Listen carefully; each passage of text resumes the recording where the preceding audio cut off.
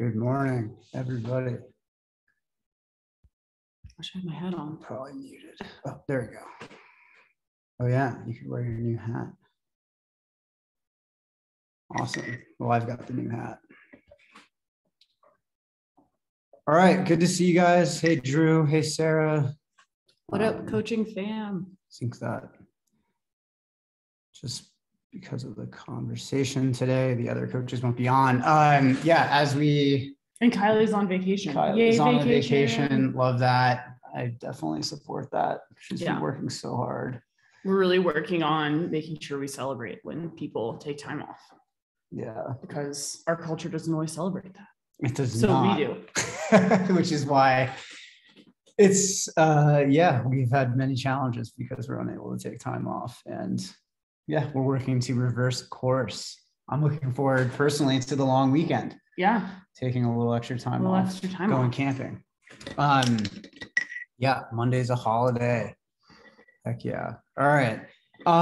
Well, topic for today, obviously, we're just getting back from UTMB week and I ran CCC. Yeah, Hugh, I mean, you experienced a little bit of it too. Zoe, you did MCC. We had Kristen, she did OCC, and we had other athletes out there doing CCC, so many athletes. TDS. It was really an epic week for cool Microcosm to have such like a deep squad at like quote unquote the world championship of trail running. Yeah, gosh, like that is a coach's dream. Yeah, totally. I'm so proud of everybody. I mean, taking on literally the hardest races on the planet. I mean, there's just like no more difficult, like you can't find really hard. More difficult courses. I would say Hard Rock is definitely on par with UTMB. Yeah, but with altitude. Yeah, totally. With altitude. Yeah. And less fanfare. Yeah, a little less fanfare. Few less runners too. Like literally 90% less. Yeah, gosh, it's crazy. Just the sheer number of people out there. Like there's more people on Team Microcosm than get to run Hard Rock every year. Like our whole team could not run Hard Rock. I mean, that's literally true, right? Yeah. Like I think we have 50% more people in our community than Hard Rock actually definitely has more women. Microcosm ladies. All right, well, we're not here to talk about Hard Rock. Hard pivot. I think we've already maybe talked a little bit about that.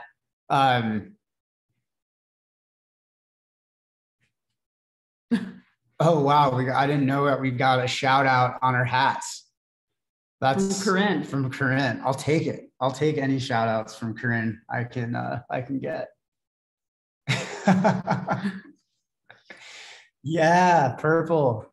That's our color. We're actually going to make a lighter color 5-panel unstructured hat just like this. I'm working on raising the funds for that. But these hats are sick. Like they're so much better than the first hats. Gosh, they're so much better. They're more expensive, but I really feel like so it reflects the Microcosm journey, and that like our first hats, like the logo is kind of like I designed it. And then I helped design the hats, and they look pretty janky. And we finally upgraded and had a professional do it. Oh, I mean, these are sweet. I raced like all of CCC in my hat. You raced all of MCC in yours.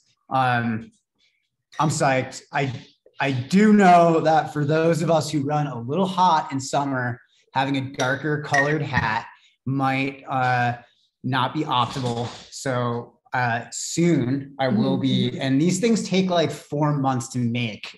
So I don't know if anybody remembers back in like March or something, I did a poll on Facebook asking people, what kind of hats they were interested in. And, like with all the delays, we got these in like 3 weeks ago. So 2 weeks ago. Yeah, 2 weeks ago. Like the day before I left for UTMB. Yeah, exactly.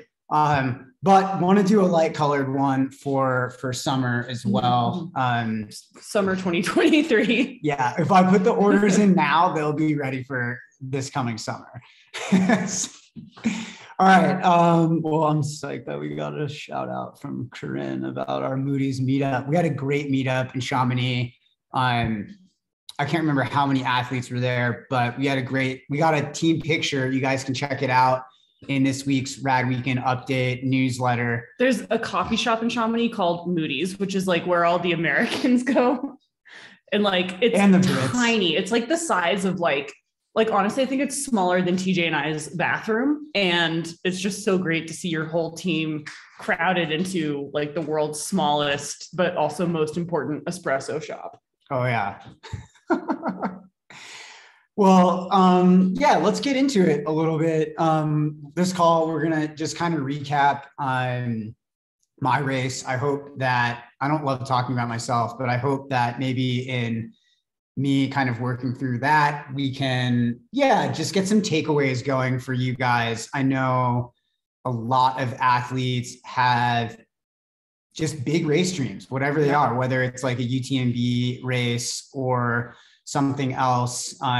This was my big goal race when I started working with my coach back in 2018. And this was like our long-term goal, and it required years and years. Yeah, years and years of work. And I know a lot of people who listen to this call are, considering things in those terms. How many years is it going to take me to be able to run my first 100? How many years will it take me to be able to run, CCC or UTMB or, any of these amazing iconic events? Or just like, do a 5K without walking, like, all the same distance really doesn't matter. It's like, what's that thing that, is important to you? And it should be defined by you. Exactly. Absolutely.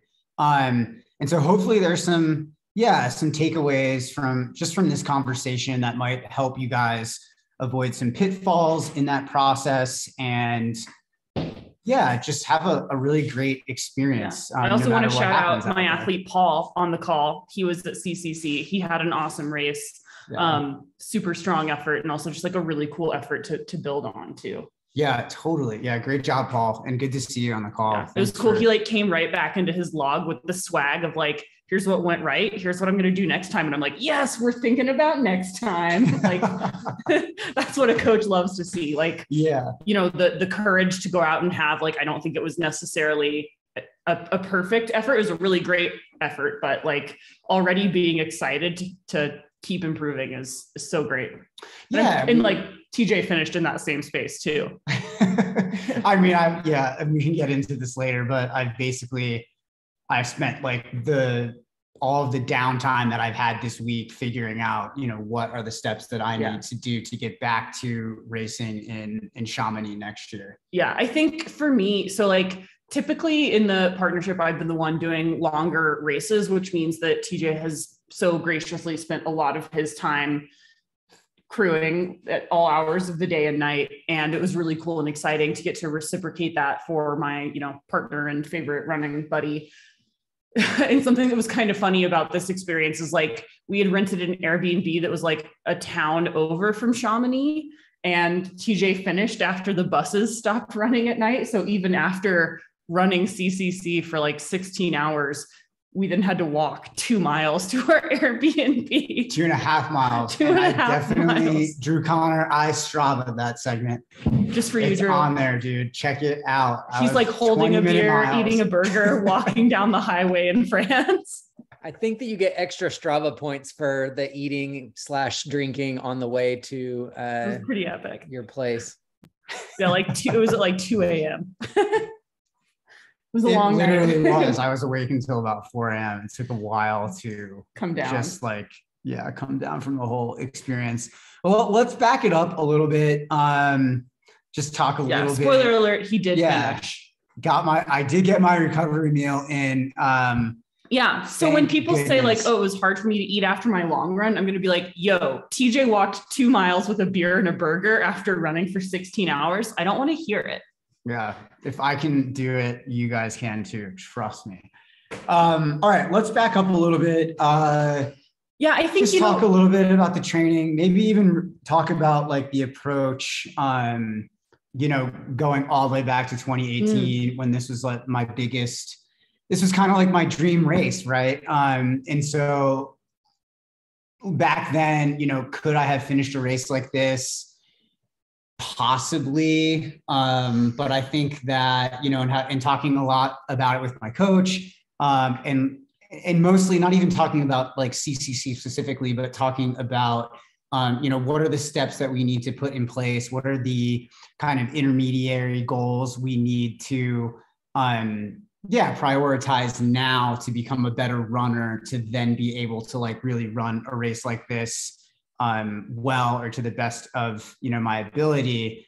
And so like, I think that took like a lot of like taking steps back, working on the things that we talk a lot about to you guys, which is like building running economy and prioritizing becoming a more efficient, better runner first, before stepping up to longer distances. And I think, I don't know, Zoe, like what your thoughts are on this, but I felt like that was a very valuable experience for me in taking 4 years before doing my first 100K. This was my first 100K, and taking, multiple years before doing it, and not doing a lot of super long events over the past 4 or 5 years. I also think like beneficial. You wanted to do this not because you just felt like you needed to check a box and do 100K, but because you love the mountains, you love the mountains around Chamonix specifically, you're familiar with that terrain in winter.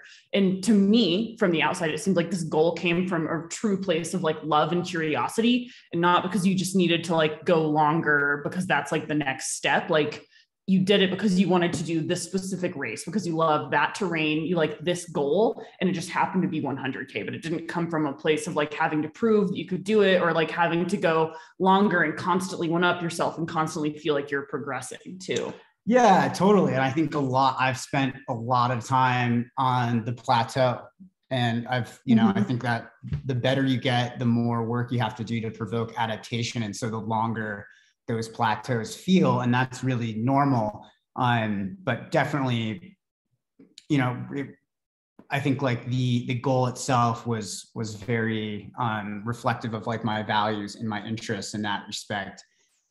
And also, I take a long-term approach to basically everything that I do in my life. And so like that 4 or 5 year, waiting period, almost to me feels extremely natural and more of a reflection of my values. So it's not that hard for me to commit to the long-term stuff. And I think I see a lot of athletes really rush things because of that need for instant gratification. Maybe the goals aren't quite as... I feel like if you need instant gratification, this is a really poor hobby to have. I think it's easy to say that, right? But then human brains are what they are. Exactly. And we're wired for that. Yeah. So it's hard to kind of work against our nature. But yeah, I mean, I think everything that I've really done in the past has kind of brought me to that moment, and sprinkling in a lot of things along the way that are like reflective of where I wanted to go, but not necessarily that full like 100K experience. I've done plenty. I did the Skyrunning series in 2018. I've done Telluride Mountain Run a couple times, which is like a mini CCC.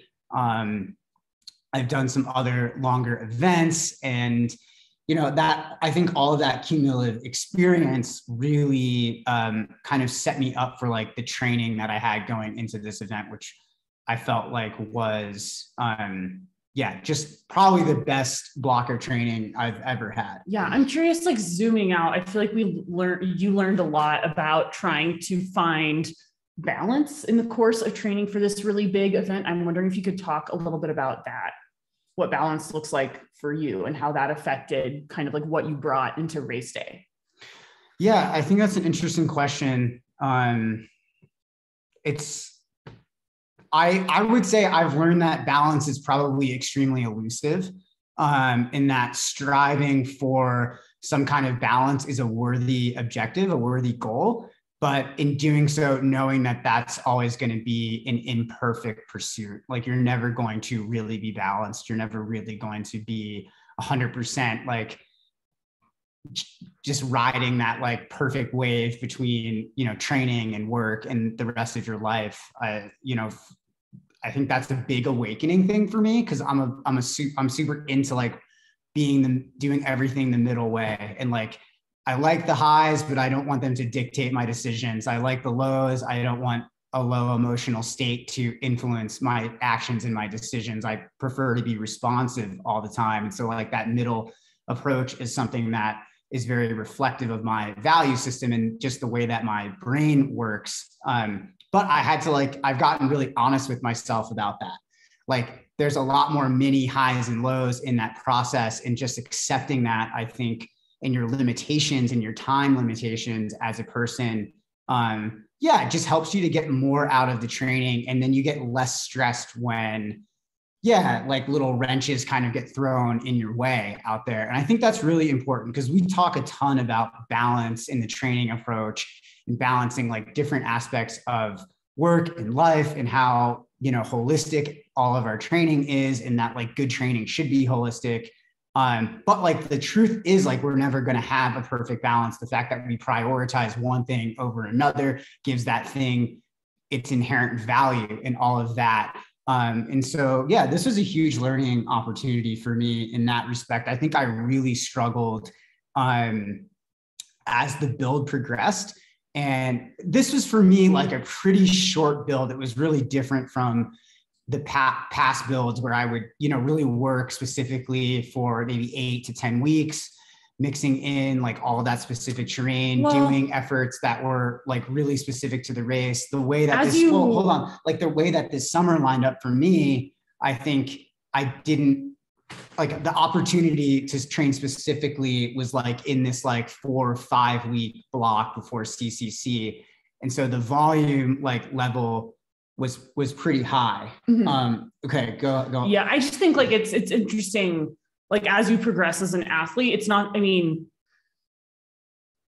you get good enough that you require less specific training, right? Yeah. Like if this was your first year of ultra running, you'd probably need a much bigger, more specific CCC block. It's not your first year. You've been in the mountains. You've been running around Chamonix for years and years and years. So like, do you need 12 weeks of CCC training? Like, no, you don't. And that's one of the privileges of like training at the level you do consistently, like year in, year out. You don't take an off season in the winter. You run all year long, like at minimum 5, like a light week for you is 5 days of running, maybe only 5 runs, 8 runs a week. Yeah. So like, that's the privilege that's earned through putting in work for years and years and years and years, is that you can kind of like the overall dynamics of training shift. Like now we're at the level where we're kind of like deciding on like maybe jumping into a longer fall race, like a 100K 100 miler. And like, that's a huge level of fitness, but it's only earned because of like years of consistent running and like getting the runs in even when it's hard, and like making it happen, and running on vacation, and like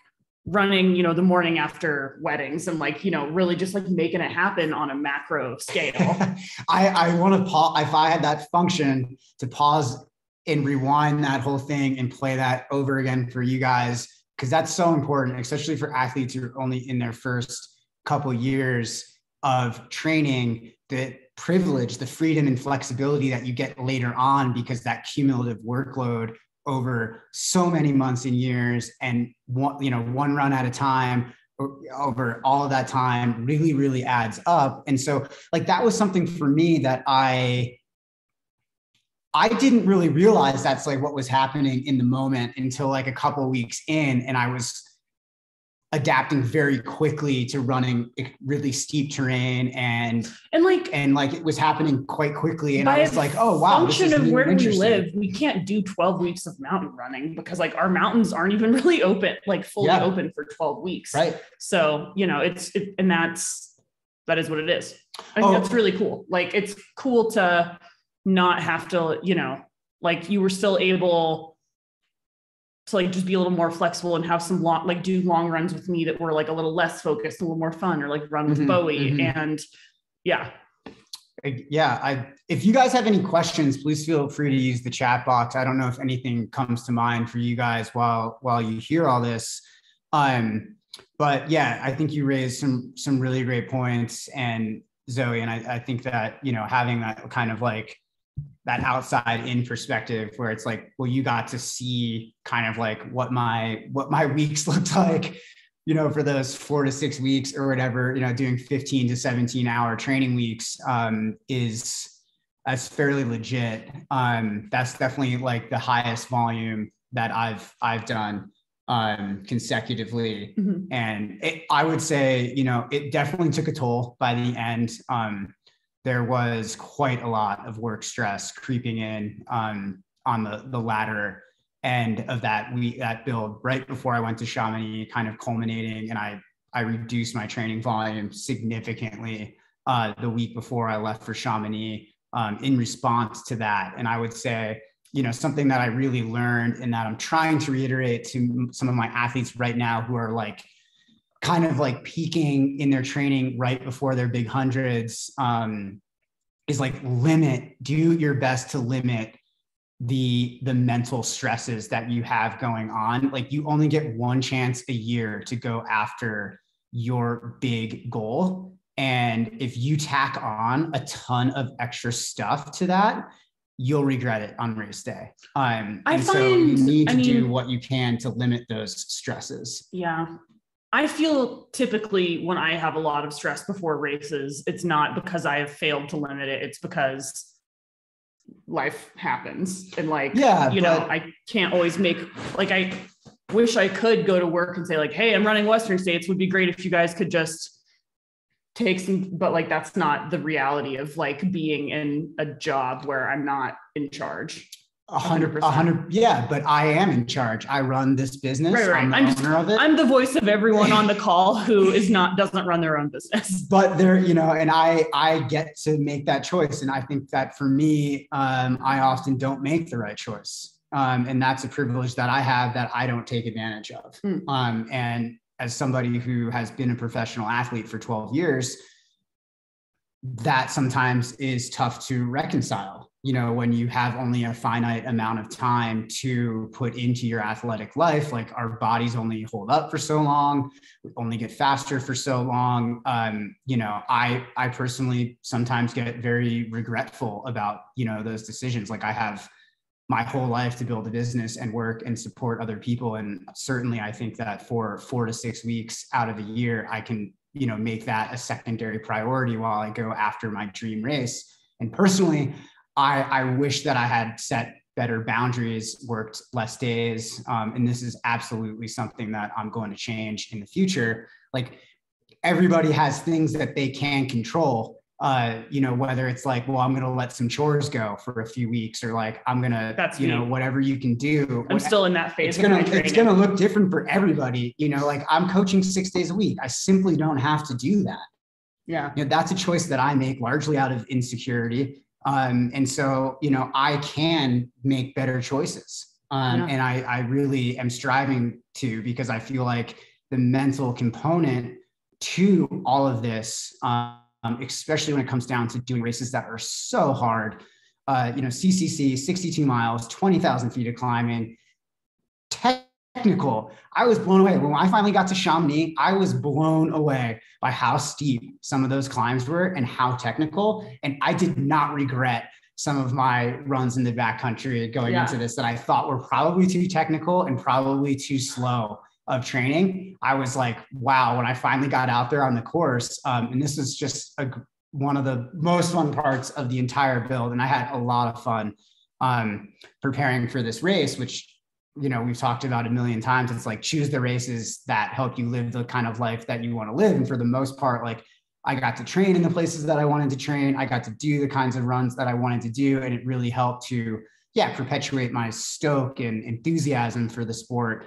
But when I finally got to Chamonix, and, I took that time down, and like my eye twitch started to go away, and I started to feel like my stress levels were more normalized. I was just like, all right, I'm going to like prioritize this, I went on a really cool adventure. I took 3 trains and hitchhiked all the way to go to the middle of the course to Champay-Lac, which is this beautiful alpine kind of lake sitting like above the valley floor in Switzerland.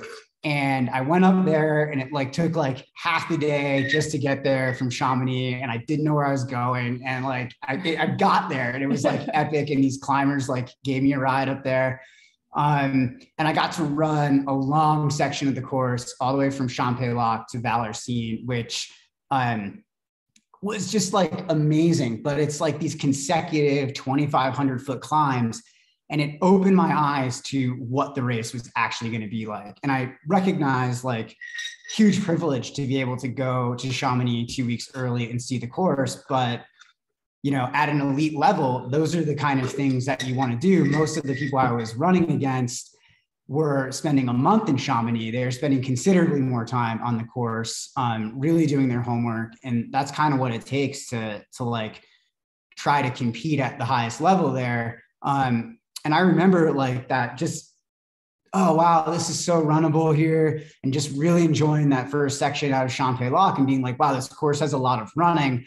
I'm so glad I worked all these years to become a more efficient runner and that I can run, you know, 6 to 10% graded uphill and feel like really smooth and confident. But then that ends. It's only a few miles of that before you're literally doing 20, 30% graded, very steep uphills, and you are hiking everything. And of course, like as soon as you get to the top, you're running 20, 30% graded downhills too. And so I did not regret like some of the more technical long runs that I did in the build. I thought they like really prepared my legs for, like the race itself. And yeah, just being able to see and prioritize. It was interesting to see like how things lined up work-wise when I was in France, because I was still working and checking in with athletes throughout the process. But like the great thing about being 8 hours ahead is like, I actually have no work in the middle of the day because everybody's asleep. So that took so much stress off of me. I didn't feel like, I felt like I could actually go out and prioritize being an athlete and not have to worry about what was going on and with all of my athletes and everything like that. And this crazy COVID blow up that was happening. Just at least on my roster, just so many people getting sick and all of that, and just like wanting to be there for everybody and getting those breaks. And it was like, that helped me so much. Yeah, so I would say like my biggest thing in like that lead up to the race was one, learning that like balance is elusive. It's like worth striving for, but you have to do so in a way that you just understand that it's going to be imperfect, right? Like things will pop up. We all have responsibilities. There's a number of things happening, not just like with my athletes, but with the business that was happening during that time. And it was not ideal. And like a lot of, you work your whole life to get to that build, to train for CCC basically. And like, it's not ideal. And like most of the time, like this stuff is just not going to be ideal. And trying to like, let that go and not worry about it was hard for me, but something that I was like really focusing on mentally as it was happening, trying to be responsive to those challenges rather than reactionary. And it was mixed results, but just definitely like a lot of great learning. We did have a question come in here. Curious how prioritization works for big races when you not only have work obligations, but family ones that can't easily be shoved aside. I don't think I've really figured that out yet in the 6 years I've been doing endurance sports. Yeah, I think like this really, again, like this is something I see particularly with female athletes who still unfortunately bear the brunt of family obligations, no matter how equitably. I think a lot of partnerships try to divide up childcare responsibilities and things, but I think that this is why it's so important for me to advocate for like, it's not always like a choice whether or not like you're going into a race with a certain amount of stress. And so trying to identify what things you have control over and what things you don't have control over, focus on the things you have control over to address those, and whatever things you don't have control over, that is what it is, right? And I think like a lot of times like childcare and family obligations, whether you're, maybe you're caretaking for a parent or a sibling or a very young child, like those, like, yeah, there's not really an answer to that. And I don't think that it behooves us to pretend there is one, because I think that diminishes the very real, important and challenging work of caretaking. Yeah. The only advice I would give with a huge grain of salt, because I'm not a parent, would be to ask for, like, don't be afraid to ask for help. Like, Absolutely. Phone a friend whenever you can, bring your, ask for your help from a partner. And yeah. I think the most important thing. Oh yeah, Sarah. Yeah. I think it's really important to like pull back and look at a bigger timeline, right? Like, yeah, maybe you have in a big build period, there's a time where like running is going to be a priority more than other things, and then you're done with that and you're resting for a little while and you have that time to spend with your family. And I think, there are, periods of time that we can't control the stresses that are coming at us, and balance is not like a real thing. But if we don't think about like balance each week or balance each day, did I do kid stuff and work stuff and running stuff and today? No. Did I do it all year? Did I fit in my goals throughout the year? Did I make sure that, when I am home, I'm super present with my kids? Or, like I think that piece is important. We can get really like tunnel vision on the week that we're in or the month that we're in and like, oh no, I haven't, done this thing this week. And it's like, well, that's okay, because last month you were doing that the whole month, so really pulling back a little bit can help. Yeah. And to your point, Sarah, I think that's, why we all on this call work with a coach. Because obviously the importance of organizing your year, looking ahead is important. We can plan as well as we can for the future and try to control that, but we don't actually know how that's going to play out. But if we have some idea of the periods in time where it is really important to prioritize the training, or we're going to probably show up to our race underprepared, that is going to give us a little bit of an edge. And I think, Raven, like with your question, it's all about communication. It's all about looking ahead. And then it's about, the cumulative work you've done. And going back to what we talked about earlier on this call, my last week of training before I left for France, I had to reduce all my runs because I was super overwhelmed, extremely stressed out. My eye would not stop twitching. Like I was having really poor sleep, had all of these red flags occurring for me. And like that was not I didn't plan for that. I planned to do like things differently and to like have great balance and to really prioritize my training, but it didn't happen. And like, I had to do this other stuff that like, maybe I wasn't stoked on, but like it needed to be done because that was what life was requiring. And I had to like zoom out and be like, look at all the work that I've done. These runs that I have to sacrifice right now, it's going to be okay. And maybe like, this is going to help my system reset. And so I'm going to like show up to Chamonix feeling a little bit more energetic and better and be able to like have a good week of training there and like really trying to zoom out, contextualize everything. And I would say for athletes who are like super busy and like have families, which like is all of our, like very few athletes are like, this person's life is chill. Right. Like I would say like a great life is a pretty busy life. A great life has a lot of ups and downs, and that's really what we're here for. But, trying to, and this is something that I want to do better with, is just being like, okay, in these 4 weeks, I am going to work 4 days a week or 5 days a week and prioritize my training and not, get back to everybody in 2 hours when they check in and like have those dedicated slots where it's like, okay, is it like coach or athlete? Okay, right now, athlete is coming first. And then, these periods of times where, okay, coach is coming first. And like be able to oscillate between the two in order to like try to just show up to these races as my best self.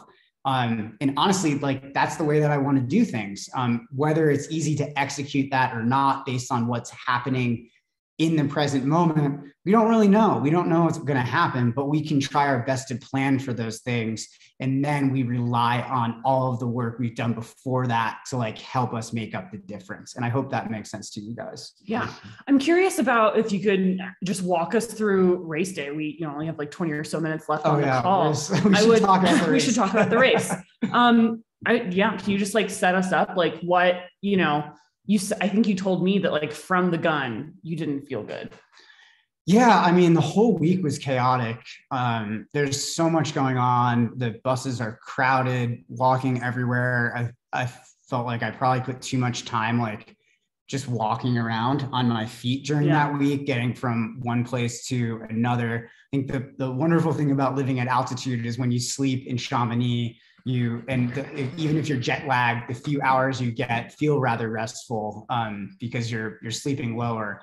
And so, for me, that whole week leading up to the race was about like trying to like really limit my stress so I could like have a full mental bandwidth to deal with what I knew was going to be a hard race, no matter how the race actually unfolded. And for me and for many people that I know and work with and who compete at all levels, the physical aspect of running an ultra is only really part of the equation. The other part is the mental bandwidth you need to kind of just like deal with how hard it is and to accept just how freaking hard it is and how much it hurts. And so, I was proud of myself. I took almost 48 hours of work off before the race. I think if I hadn't have done that, the race itself probably would have turned out a lot differently.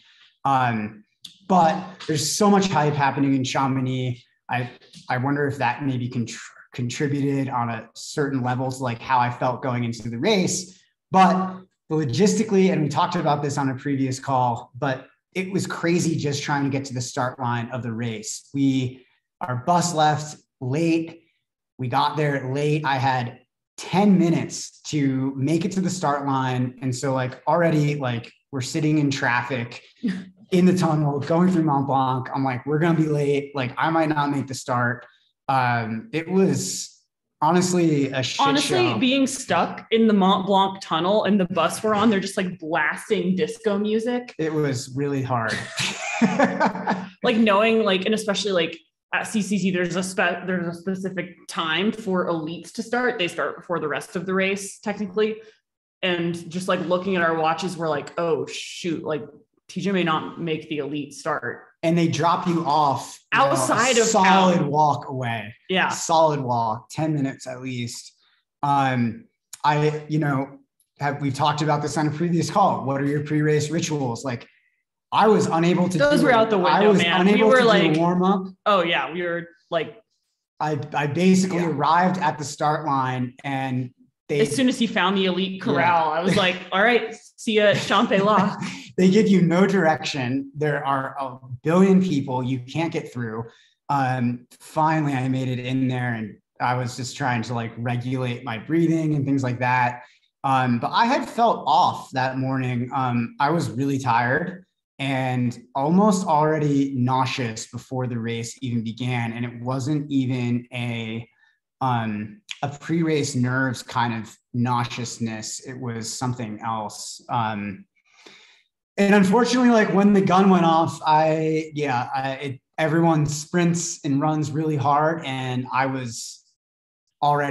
just felt like it was going to be, I knew from almost like the first 10 minutes in that the day was going to be a lot different than, I was thinking that it was going to be. My caveat is that I always feel terrible for the first half marathon of like almost any race. Yeah. And that don't judge the day by how you feel at the start. Yeah. Like don't tell yourself that story. Well, and I think like you can acknowledge like, I don't feel great, but like for me, typically I'll feel better later. Like I've almost never felt bad the whole time from the start. So like, this is just to say like your day happened. That's fine. Normal, totally, whatever. But like, I know I have a lot of athletes who can like get in their head and like, I didn't feel good for the first 5 miles. How are the next 95 going to feel? It could feel great. I just want that perspective to be in there. Sure. And I would say, having raced a lot, starting off not feeling good, unable to regulate my breathing or catch my breath is actually nothing. It's never happened to me before. It's happened to me a few times in training. That's never happened to me on race day. Like I was unable to catch my breath, unable to breathe, unable to run like what would typically be a very easy pace for me. I had to like dial it back by like many minutes per mile in order to just feel like I could take a breath. And so like you work through that in your mind, you visualize leading up to the race, all of these different challenges that might occur. And certainly I did not spend time thinking that I would feel like I was having some kind of crazy nervous system response. That was not part of my pre-race visualization, but you pivot rather quickly into that headspace where you're like, all right, well, it's a long day. And, you might feel better at the top of this climb. And so like the way the race lines up is you do like, I don't know, 2 miles on like an 8% graded uphill, and everybody's running and jostling to get to this single track. It's a lot more like even just the elite start is a lot more crowded than any race anywhere else in the world. And I would say, it's like the Berlin marathon, it's like a marathon major, like you're elbow to elbow, which like usually in trail races, not the case in the US because of land usage regulation. I would say they could do better at splitting up that corral. I mean, people who are finishing in the 16-hour range, starting in the elite field, I think is complete bogus. Well, I mean, some people, you can have a bad day. Yeah, but that wasn't the case. That's not what was happening out there. What was happening out there is just a lot of people jostling for a spot on the single track, where you do this very long 4-mile climb, 4,500 feet of vert, all hiking essentially. And you've got people who are chomping at the bit and overexcited, unable to really control themselves and the experience that they're having early on, going way too hard, and trying to pass you on the single track. And, where you are in that single track when you get on it is where you're going to be when you get to the top. There's no, like, you can pass somebody, but you're literally going to have to pass 300 other people. And so that was like a very new, interesting experience to me. And I was able to just kind of accept, like, I didn't run very well at getting to the single track, and was like, all right, we're just going to be like hiking, and it is what it is. But that's kind of where things like really deteriorated and the problem solving began. Also, the morning of, the weather changed kind of at the last minute. It was supposed to be a warm, sunny day, and then UTMB was supposed to get most of the rain. The rain rolled in 10 hours early. I'm curious how the weather and affected your day. I mean, it was extremely humid, very wet. I felt like I was sweating the same way that I had in all my training runs there, which many were in the same conditions. So I kind of had my fueling plan and knew how to respond to that. But for whatever reason, and I think like the central nervous system thing that was happening to me kind of behind the scenes was making it just hard to take in the calories and the sodium that I needed. But, I was already having incredible nausea at the top of that first climb and unable to breathe, and was just like, wow, this is like quickly going to become probably the worst experience of, like, the most uncomfortable experience of my whole life, basically. Like, at least in sport, maybe not as bad as getting divorced, but definitely in sport, probably like the worst experience. Yeah, I mean, it didn't take long for me to start vomiting, and then I basically really had to slow. Like, I was already running very slow, being like, all right, it's gonna be six hours and 30 minutes to halfway instead of 6 hours. All right, it's gonna be 7 hours. All right, it's gonna be 7.5 hours, and just throwing up and dry heaving, and just like, oh my God, like that first 50K, just making it to Champex-Lac, it was, I think like I kind of lost track of time almost because I had to walk so much because I was cramping so bad. I was just like, all right, like it's good. I have to like do this whole 50K, and it's got 10,000 feet of climbing, and like, that's fine. It's going to maybe take me a long time, but then it's like, well, maybe I'm going to be so dehydrated because of all of the throwing up and all of this. And like that, like, I can't maybe make it. I'm curious, like, it's interesting. So when I saw you at halfway, how were you feeling? What decisions did you make? And yeah, because I think that was a kind of a pivotal moment for you. Yeah, I mean, like that whole section getting to from La Folie to Champs-Lac, which is like, again, one of those sections of the race where I felt like in training, my training indicated like I was going to be running like a certain effort level and making up quite a lot of time there. And that was just like not happening. I had to walk like the whole downhill essentially. And then the hiking, I was so nauseous that I was really moving not very well. But like for me, I was just continuing to be like, this could change, this could change, this could change. And I kind of kept that going the whole time. And finally I started to feel okay, like a little bit outside of Champs-Lac, and started to like run a little bit on the uphill and make it to the aid station. And that was like an uplifting moment to see you. And I think like having people out there, supporters in these long events are really critical, because like I felt like we were able to problem solve together. Like I hadn't really been eating because like I was just throwing everything up. And like that's literally never happened to me. So like I didn't necessarily know what you did well is like, you were like, well, I was like, well, let's sit down and eat something. And you're like, well, I'll just throw it up. And I was like, that's fine. I need to watch you eat something. Like so often I'll have athletes, they're like, well, my stomach didn't feel good, so I didn't want to eat. I'll say this like every day. No one wants to eat during a race. You just have to. Like, it's not really are you feeling it situation. It's like your body will shut down if you don't situation. Yeah. So, well, I tried, did my best. Yeah. And you did throw it up, and then you ate some more and you didn't throw that up. So not for a little while. Yeah. You took some of it outside the aid station. Thankfully we had a table right next to a big trash can. So that was helpful. It was just the worst dry heaving.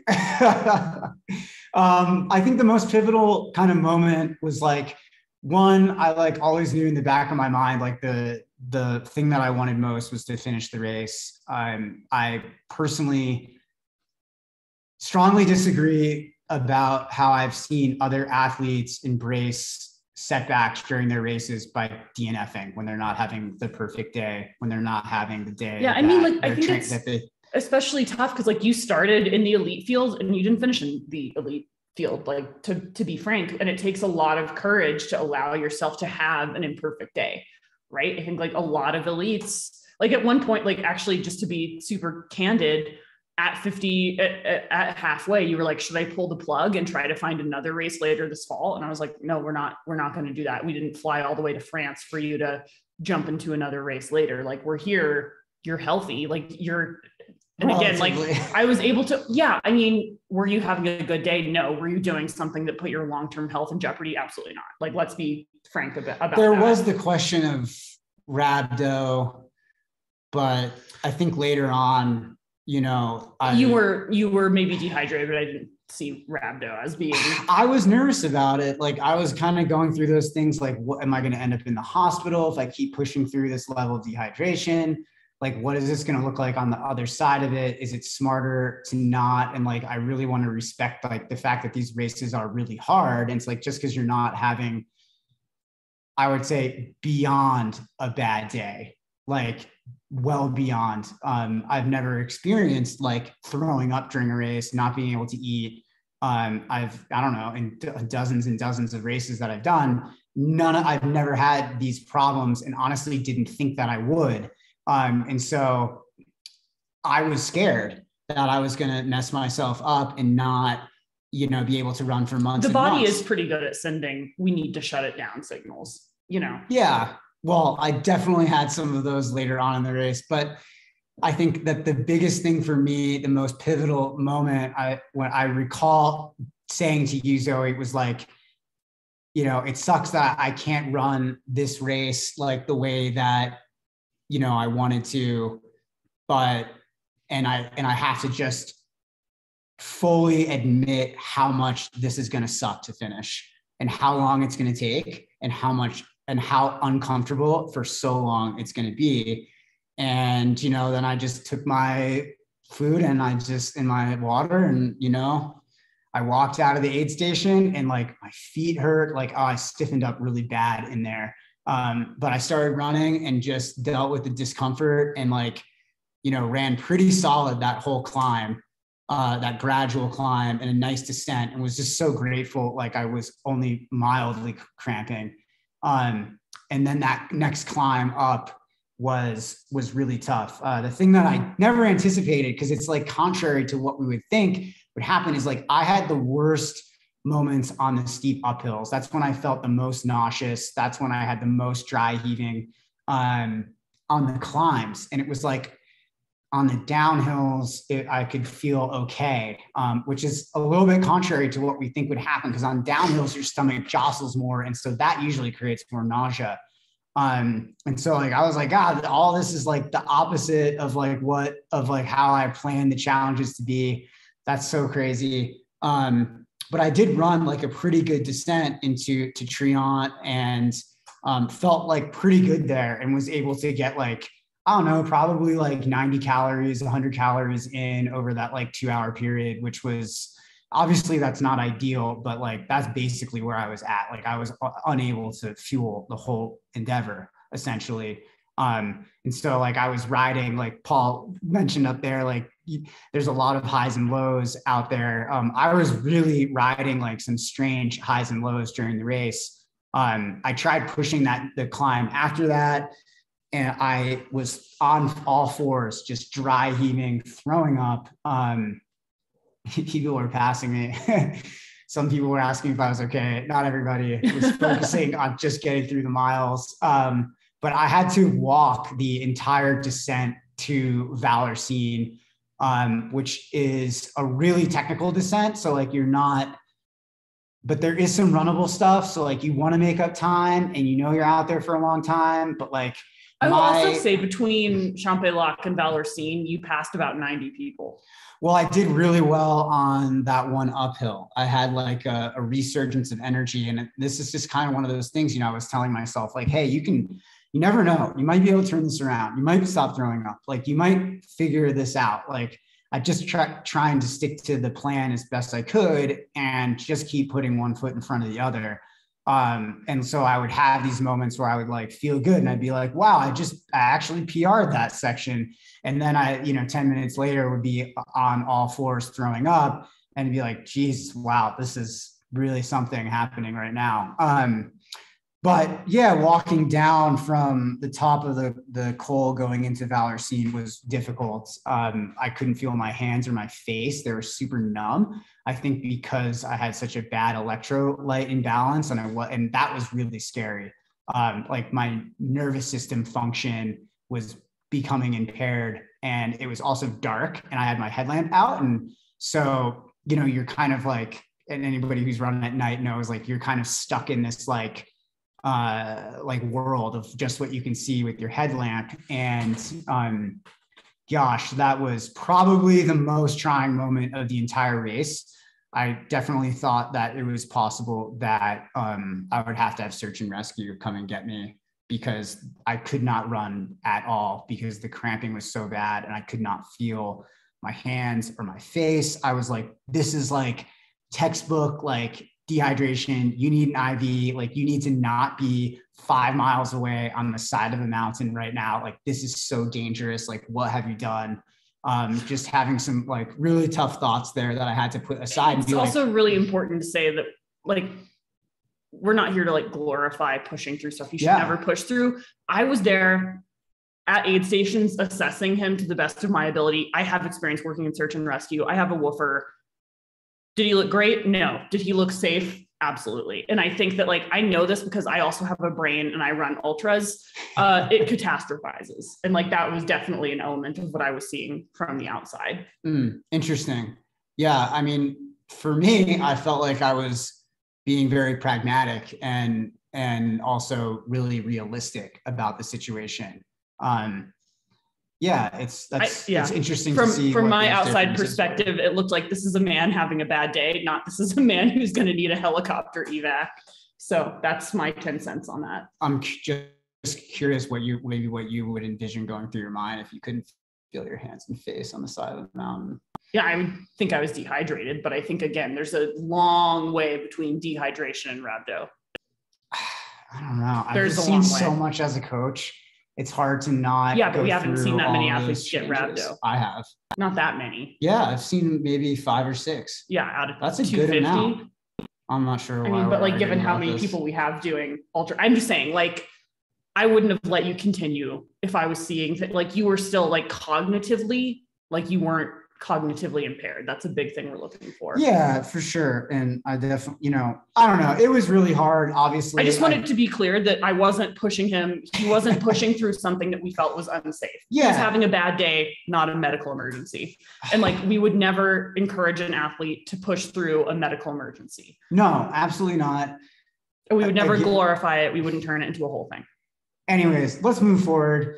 I think that like when we finally got to Valersine and I had to walk that whole section, I had like that epiphany moment. Like I finally went to the bathroom out there, and that was like the thing that was like, okay, you don't have rhabdo. You're like, yeah, you're not drinking well, like you're throwing up, all this stuff, but like you could probably finish this thing. That was the pivotal moment. I needed like that factual information because of how bad I was feeling. And like, quite honestly, like having not, maybe done these longer efforts before. And like, I think for some people who have done longer efforts and like work through puking and rallying and like moments of dehydration and turning it around, like it almost becomes like a relatively normal part of the process, but like it definitely was not normal for me. And like having to like talk that through with Zoe at like every aid station and be like, okay, like, well, at the 2 times I got to see her during the race. And then most of the time have to have that inner dialogue with myself. Like, is this safe? Is this not? Okay, like here are the signs, like, also, all right, let's keep going. You can do this. At most ultras, at these aid stations, like probably bigger ultras, there's going to be medical staff at every aid station, particularly later in the race. If you're ever on the fence, like, am I catastrophizing or am I headed towards rhabdo? Talk to the medical staff. Yeah. Describe what you're feeling. They'll help you make that call. Like, totally. Actually, I would say let them make that call. Oh yeah, I completely agree. That's like 100%. That's what they're there for, is to help you make better decisions when your decision-making ability is impaired because you're running. That's what I would have done. Like had you not like been there to kind of like, I don't know, give me those alternative perspectives, which I think are super important. Maybe I wouldn't have finished the race, like had you not been there, because like I'm not a huge risk taker. Mm-hmm. And like personally, I felt like it was like maybe on the edge of what felt risky for me. And like my threshold is probably different than other people's. But like finally got to Valersine. And again, like I ate some French fries and like was like, the aid station food is terrible out there, guys. Dude, just be ready for that. But Zoe had some French fries. I ate those and like they kind of like went down well. And again, like I had a strong runnable climb. I ended up like running with some girl for a while, and we did that whole long climb to Flégère, which is super, super steep, 30% grades, in the dark. It feels like it just goes on forever and ever and ever. And you're just kind of like, I know I have to take this slow because like the previous 3 long climbs, I had so much nausea and was vomiting so much on the climbs. And I was like, if I just go a little slower on this climb, I bet you I'll be able to take in a little bit more fluid and then run that final like 4 or 5 miles down into Chamonix strong and finish strong. And so that like, I kind of had that game plan going, like based on what I had experienced, like in the previous parts of the race, dealing with the discomfort and like all the throwing up and the nausea.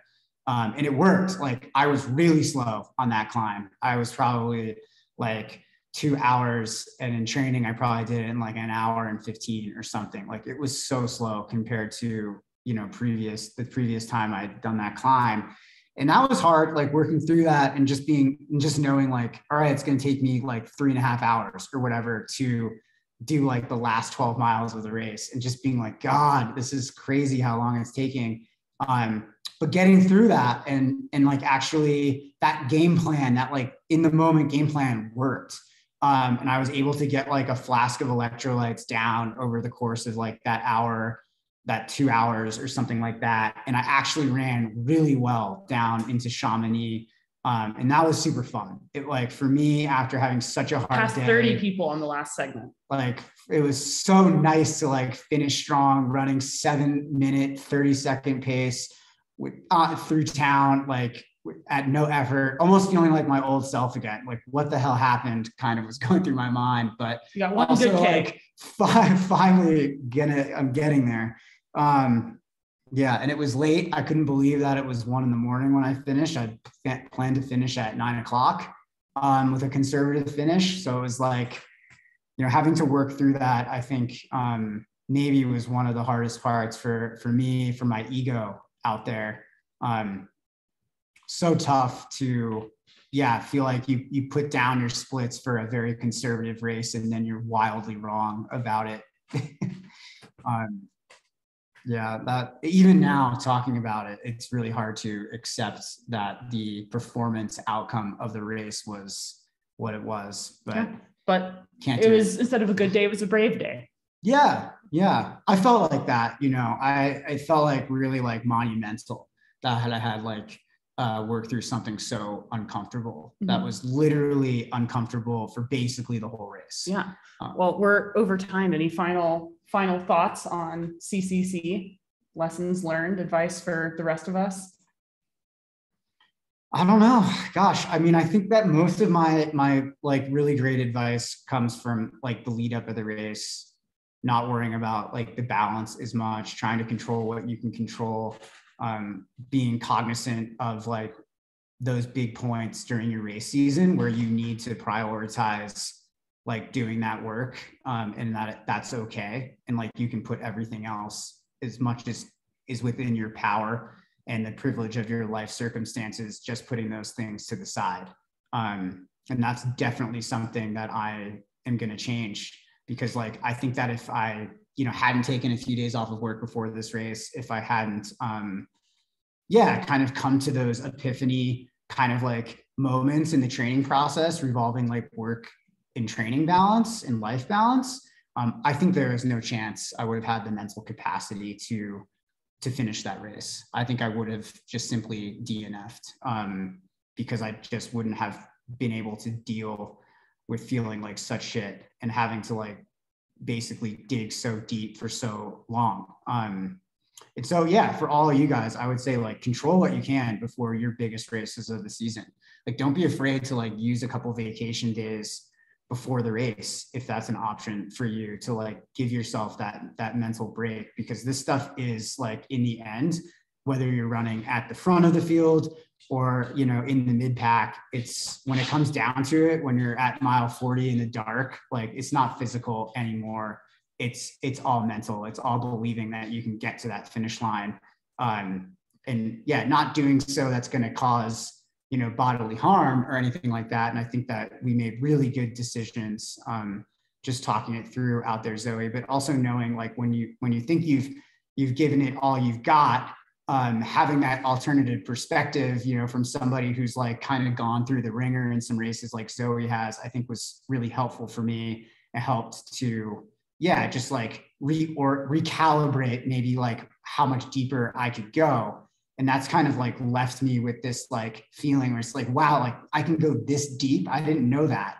Now let's combine that with a day that like kind of is good. Like imagine better. Going that deep on a good day. That's an amazing day. Well, totally. And like, that's kind of like, at least for somebody who has dedicated most of their life to being an athlete, that's like what you want, right? Like that's that stuff that like you're like really yearning for, and it's like there and you're chasing it. And so like for me, I think like the biggest thing about that was just the whole experience was just being able to like see how shitty I could feel and just keep going, and even have great moments like amidst like, wow, I'm throwing up. Wow, I just PR'd that climb. Like, what the heck is happening? Like, this doesn't make any sense. But like, hey, a lot of life doesn't make sense. Sometimes training makes no sense. Sometimes work makes no sense. Sometimes when do things make sense? Is my question. They do. I think everybody has those moments when they think like things are lining up. I definitely had some of those like in my training leading up to CCC. It was hard to overcome just for me, especially like having to put aside like those performance goals, especially the ones that I thought were like very achievable, and just say like, hey, it's about respecting the course. Like it's about saying like, I want to get this done no matter what the result is. You know, it's not about saying like, I deserve to have like this result or this time on this course because like, I put 4 years of work into it. Do well with entitlement. Yeah, totally. And like just checking the ego, I think even more than like, yeah, that is entitlement. And I think for me, like it is like based in ego and things like that. And I loved having like the opportunity to be humbled and to have like those kind of experiences. I think that's like what we're all looking for, because you don't often become a better person when everything's going your way. You kind of like become more equipped and you become a better version of yourself when you're rising up to the challenges out there. And so like giving yourself the opportunity to do that, I think is huge. And a DNF, if I had taken a DNF, I would have robbed myself of that opportunity. Cool. Well, thanks guys. I appreciate you listening. I hope hamburgers and beer. Yeah.